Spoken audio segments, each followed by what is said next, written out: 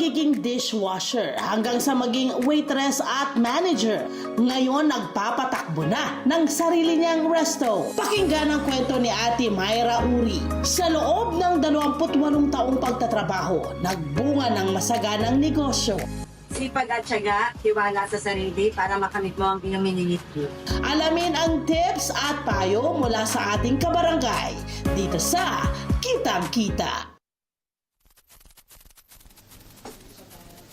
Ay, sarap!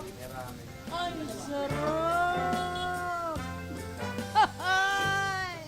Ay, naku! Napakarami naman. Wow! Ano pala ba yan, Ate May? Hello po. Good morning po. Good morning. Tabe masyo! Aiztimasu! Ohayo gozaimasu! Eto na! Maupo na po tayo! At saka kumain. Okay na po yung interview. Thank you po. Ay, hindi mo pala kain. Bye-bye po! Umpisa na natin, my Si Ate friend. May, Ate Myra Uri. Ate May, good morning po, Ate May. Good morning po, ma'am, sir. Ang tagal niyo raw pong naging, kumbaga, nagtatrabaho sa restaurant. Gano'ng katagal? Almost 28 years po. Wow. Ano yung mga natutunan nyo dun sa loob ng 28 years? At ano yung mga naging role nyo sa restaurant na yun nung panahon na yun? From the start po, nag-ugas po ako ng mga baso sa bar. Kasi, Wow. Talagang tapos, start from scratch nagmama, talaga. Putusan ako, takbo doon, takbo, bili ng ganto, bili ng ganon. Walang pili sa trabaho. Pero habang ginagawa mo yun, pinipick up mo yung mga butil ng kaalaman sa pagpapatakbo ng restaurant. Lahat po yun ay nilagay ko sa aking isip at puso po. Para po, balang araw madadala ko siya tulad nito. So, Opo. umalis kayo doon sa restaurant na yun, ng ano ang posisyon? Manager po. Oh, ang husay. Marami tayong mga, di Pero ba? bago maging manager, syempre, ilang taon yung wait Pagbubuno. lahat. 28, my friend eh. 28 bago naging Ito manager. pong restaurant nyo po ay na pinagtrabahuan ay Japanese restaurant din Yes po. po, authentic Japanese restaurant. Ayun. Saan po? Saang banda? Saang Sa lugar? Makati po. Makati. Naku, parang alam natin yan, ano. Pero maganda kasi, yun ang kanilang learning ground. Hindi At ba? nakita mo, my friend, even her cute resto here, tingnan mo yung kanyang mga Pakita nga nilagay. natin, Diba? Yung oo. kanyang mga nilagay dito sa lugar niya, parang may idea siya. Ay, Oo. opo, almost 28 years po ba naman, ma'am? At tignan mo naman itong mga pagkain natin dito, di ba? Umpisa, ano mga ibinebenta natin? Sa Barangay 183 po ito, meron Correct. tayong authentic na Japanese restaurant. Correct. Naunahin natin. Ito, syempre, Ito. meron tayong Yasa Itame po. Yasa Itame, Stir fry po yan. of course. Apo. Gyoza po.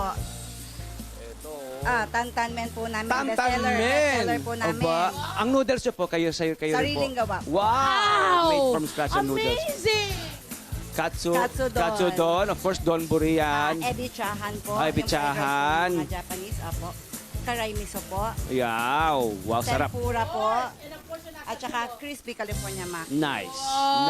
Nice. Yum. Itong mga ito ay kayo, kaya nyo rin bang lutuin? Or may idea kayo?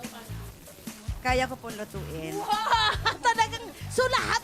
Lahat po. Okay. Mula doon sa 28 years na experience, ngayon, ina-apply mo rito, meaning po ba, mas naging madali po sa inyo na hawakan ang negosyong to dahil sa mga... Kahit po ganun kahaba yung experience ko, ma'am, hindi ko po masasabing madali. Oo Opo, naman. lahat ng nag-uumpisa ng negosyo, mahirap po talaga. Ano yung mga nakita mong talagang mahihirap na bagay pag kayo ay nagsisimula? Manpower. Yan lang po, yung pinakamahirap po, manpower po.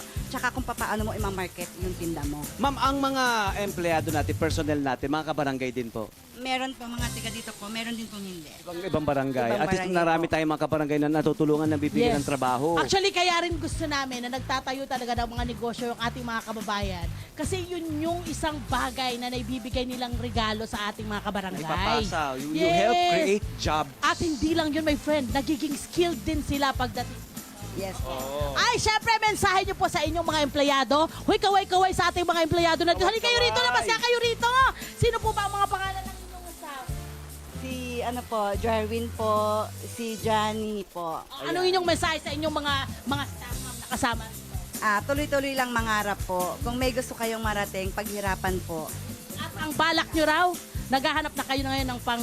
Pa pong peso po. Kung papala rin po. Ayun. Ay. Saan mo po binabalak na magpatayo?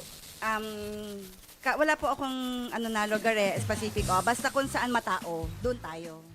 Hello po mga Kanet 25! Si Kuya Tony Pet po ito mula sa Love, Tony Pet and Everything. For more Love, Tony Pet and Everything updates, just click on our subscribe button and follow us on our Net25 social media pages at Net25 TV and at Net25 Entertainment Facebook. Magkita-kita po tayo!